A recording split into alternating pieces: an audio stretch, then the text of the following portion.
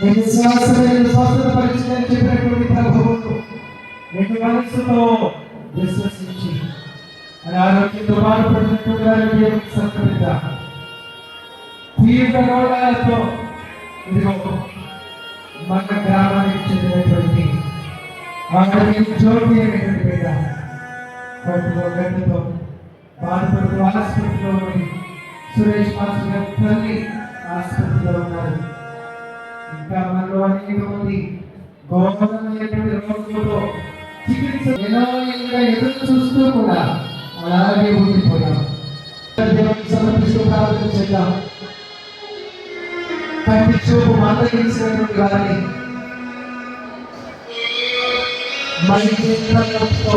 ప్రత్యేకంగా వ్యవసాయ పనుల సమయంలో పని మధ్యలో కథ తిరిగేటువంటి వారు దేవునికి సమర్పించు.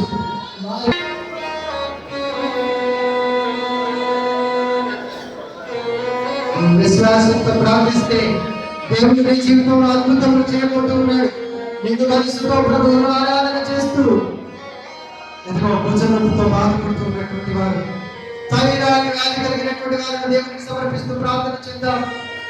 థైరాయిడ్ వ్యాధి కలిగినటువంటి వారిని దేవునికి సమర్పిస్తూ ప్రార్థన చేద్దాం.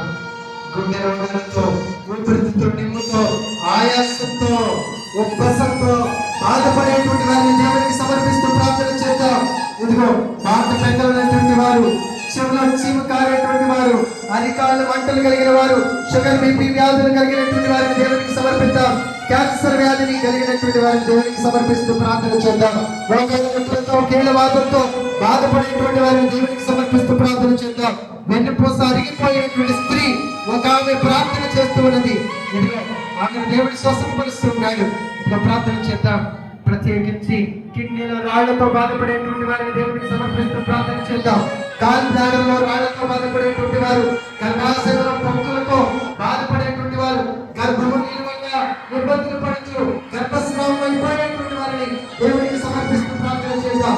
ప్రత్యేకించి భర్తను మార్చమని ప్రార్థించేటువంటి స్త్రీలను దేవునికి సమర్పిస్తూ ప్రార్థన చేద్దాం. త్రాగుబోతులుగా, తిరుగుబోతులుగా, ఎదిగో మందుకు బానిసలైపోయినటువంటి వారిని దేవునికి సమర్పిద్దాం.